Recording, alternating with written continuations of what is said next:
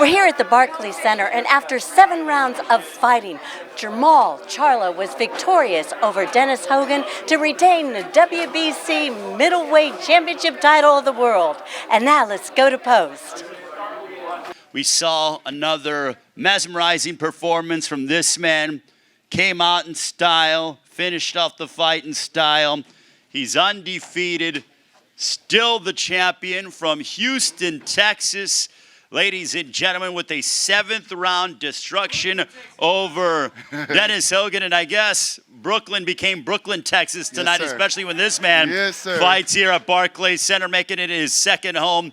Ladies and gentlemen, please welcome still the middleweight champion of the world. Here is Jarmall Charlo.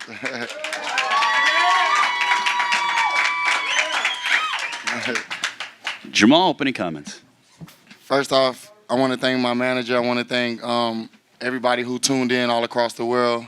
You know, I'm honored. I'm grateful to be here, you know, at this stage, and, you know, just to share the opportunity with y'all to make history and to keep, you know, my legacy going. I just, you know, thank everybody for, you know, tuning in, my team, Ronnie Shields, you know, everybody that was a part of Jarmall Charlo and what I had going on in this camp. It was amazing. Before we open it up to the media, I want to ask you the question that you have this chemistry with your trainer, Ronnie Shields, that is second to none. You guys understand each other. It is such a wonderful partnership. You listen to his instructions. You guys both are just in sync with one another. How special is the relationship that you have with your esteemed trainer, Ronnie Shields? I mean, you know, you have like a trainer, and out of Ronnie Shields, I have like a teacher, you know, like a father figure, someone I really look up to. Through his experiences in life, he's taught me so much, you know, not just, you know, through boxing, but I call him about anything and every little thing. Like, Ronnie, how you get your bills paid on time? Like, put it on auto pay. You know, he just says stuff like that to me. Like, he's a real father figure to me, and he keeps me grounded in things that I need that I can't get from an actual trainer. Ronnie gives to me. All right, now we'll open it up to the media for questions. I believe we have the microphone out, so wait your turn. Jermall, if you can't get the fights that you really want, Canelo and Triple G, what are your thoughts on possibly fighting Danny Jacobs next year in a fight here in Brooklyn, which would be big? I mean, you know, I'm not a matchmaker, but, like, I want the most explosive fights. I want to put myself to the test and challenge myself with the biggest competitions out there, you know, that fits me at the right time. And, you know, it's all about timing. So, you know, as long as the money right, the timing right, you know, we could turn it into a prize fight overnight. Questions for the champion? Well, as we wait for questions, Jermall, I'm going to ask you. Tell us about that. I might as well ask you questions. Tell us about that left hook that you had to put away Hogan. I mean, my goodness, it was a vicious left hook, landed right on the button. You know, I had a couple different game plans coming into the fight. If he decided to fight me, then I would box him. If he decided to box me, then, you know, I would slug with him or whatnot. I really just wanted to have fun in this fight, and that's what I did. I thought about it early. I thought about doing it a little bit earlier, like turning on the gas and going get him. But then, you know, I want to, you know, do my thing in this fight. This fight was all about me. Dennis Hogan showed great heart, stepping up to me and trying to fight me, and he was a little slippery, a little tricky, but I figured him out. Like, you know, he did exactly what leprechauns do, and that's exactly what I felt like, you know. So I figured him out. You know, he got his issue tonight, and that was it. You know, moving on. 30, I told you. You know what I mean? Champ, right here. When he was doing all this stuff, that posture, do you think that was fake bravado in the first, like, 2 or 3 rounds? Like, you caught him with that left the first time, and he said, like, he popped up like, I'm not hurt, but you kind of, like, laughed him off. Yeah, that was like the 4th round, you know, like we you know, setting him up, you know, getting closer to him with the jab. He had a little awkward movement, you know, like, when I mean awkward, it wasn't nothing I wasn't used to, but it was just, his movement was not, like, you know, like normal, you know. He would try to, he had like a survival tactics from the beginning, and I could have just stepped back and did what I had to do and, you know, land a shot, but I wanted it to be precise, and I got him out there with the left hook. It was something I always, you know, I love my left hook, so I'm glad I got a chance to land it on him. Would you fight Devinchenko, the cat that really beat Triple G? I mean, I'll fight anybody, dude. I'm a boxer, man. I fight for a living, dog. You know what I'm saying? Like, I'm not scared of nobody. You know what I mean? I got the WBC belt. You know, I earned this belt. You know, they could have said they gave it to me or whatever. I put myself in position to get this belt. I moved up from junior middle, just like the dude that just moved up to fight me. So, like, you know what I mean? It is what it is. Like, don't let the politics and the network and all that stuff fool you, man. I'm here to fight. Hey, Jermall. I know the target is Canelo Alvarez, but if you can't land Canelo Alvarez, what's the possibility of you landing or getting or seeing a Demetrius Andre fight? You know, like I just said, the last question, like, I'm here to fight whoever.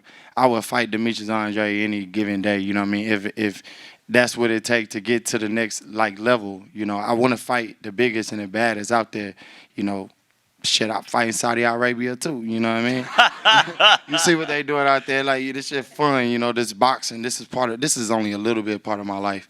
And of course I want to expand it and challenge myself to be the best I can be. So that's just something I'm into. I'm into challenging myself and making, you know, the best fights out there. But I'm taking the fights as they come, you know. I'm one of those, I like to look at myself as like, dang, I'm in a position like Terrence Crawford, like, you know what I mean? One of the best in the world, top guys. He just got to get the fights that he can get and keep it going. We feed our family like this. So y'all looking at it differently than I am. Now, one more thing. Your brother have a huge fight coming up in a couple of weeks. What advice would you give him? Beat his ass. Like, you know what I mean? Like, what the hell? Hey, bro, go do your thing. You know what I mean? Like, I don't train my brother or not, but, like, this is what we do. We feed off each other. Shoot, I set the tone. You know, next couple of weeks, y'all going to see Charlo all over the network. You're going to start seeing people say, oh, man, I'm tired of these Charlo brothers, this and that. Yeah, we like that. That's what we like to hear. That's when we know y'all tuned in. Jermall, can you take us, can you explain, like, what went to the, you know, landing that left uppercut? I think it was the third round, possibly? It was in the fourth round. I got chewed out by my coach. He told me from the beginning, like, hey, it's right there. Ronnie, like, you know, I'm like, all right, Ronnie, damn, my bad. Like, hey, all right, I got you. All right, I'm going to throw it. You know, I just went out through it. Like, I you know, this is something we've been working on all the way in the gym for months.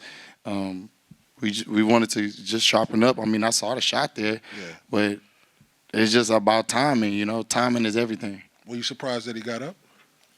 I mean, the shot landed. So, nah, I was ready to fight 12 rounds if that's, you know, like, I was ready. You see, you go back and look at the replay. I'm like, go get him. You know what I mean? Like, shoot, you know, I'm one of the best finishers in boxing. That's why I took him out in the 6th. Hey, Jermall. Throughout the week, I noticed a couple of different things about your demeanor. Normally, you have this very aggressive approach, but I noticed a lot of calmness throughout this week. I saw that also translate a little bit in your fighting. There was a lot of patience.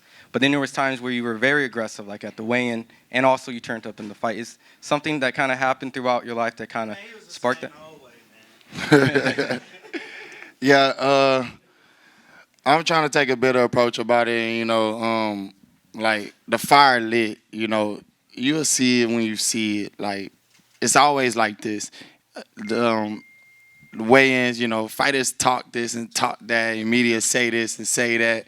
You got a dude on my undercard, you know what I mean? Like, you're on my undercard, dude. You know what I mean? Shut your mouth or you'll never get a chance. You know what I mean? I got power to do what I want to do.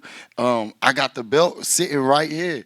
Like, you know what I mean? If you want this belt, you better shut your mouth, or you ain't gonna never get the opportunity. You know what I mean? Respect is respect, and you gotta earn it.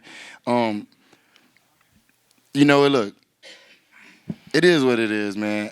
The dude, you know, you get the run of your mouth saying things you don't mean, and then you got to live up to it, and that's exactly what happened to Dennis Hogan tonight.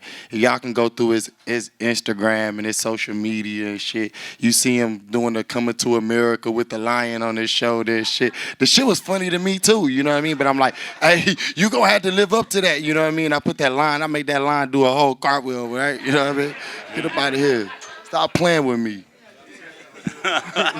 You dig? Hell yeah, I take everything personal. You don't put out shit like that and not mean it. Like, you gotta mean that when you talking about me. Use my name the right way. You know what I mean? Hey, Jermall, especially if you finna fight me, you gotta live up to that when we fight. Jermall, you mentioned, you know, your advice for your brother. I'm back here, man. your advice for your brother was, to go out and whoop this guy's ass, Tony Harrison, a week or two from now. But I mean, come tomorrow, is that the first thing on your mind, like getting back to your brother, getting back to his camp, and doing whatever it is you can do as a brother to make sure he gets his strap back? Yes, I will fully support my brother in the comeback for his world title. It means the most to me for my brother to, be going through what he's going through to go get his title back. That's just something that's natural. Y'all asking me to, am I going to support my brother? Hell yeah.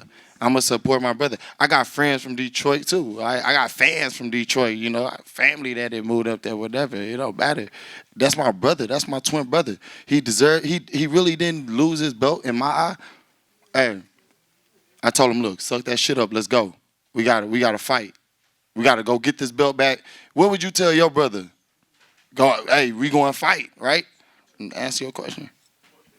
You mentioned something about an incident in a hotel room too, like between you and Tony Harrison. Is there any truth to that? Hell nah, hotel room. What the hell you talking about? What the hell you talking about, dude? You tripping.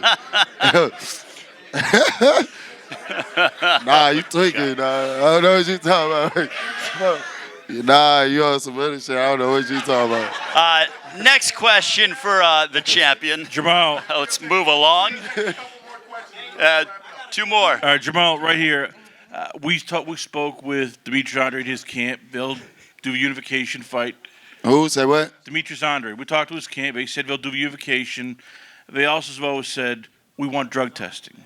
You've heard those before. Bro, I've been drug test all week. I'm straight. I'll do any drug test. What you think? I'm naturally. It was Jackson right there. Look, that's my strength and conditioning trainer, nutritionist.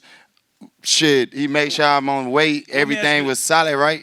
Let me ask you this: with all the hatred you and Andre have had, is there a part of you that just wants to look at him and go, "I'm not giving you a title shot"? All of your innuendos, all the crap you did years.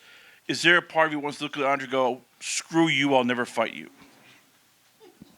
He just said if fight anybody. Yeah, man, I'm a boxer, bro. I fight for my life. Every time I get in that ring, every punch that's coming at me, you look in my eyes, I'm looking at those punches like, nah, that punch not going to do it. That ain't going to do it either. You know what I mean? Look, Demetrius Andre, I like his campaign, great fighter. Now he's chasing. You know what I mean? He got a chance to fight my twin brother and didn't get that. He canceled the opportunity. That was back in the game. Look, he's hiding behind a network right now. I'm not.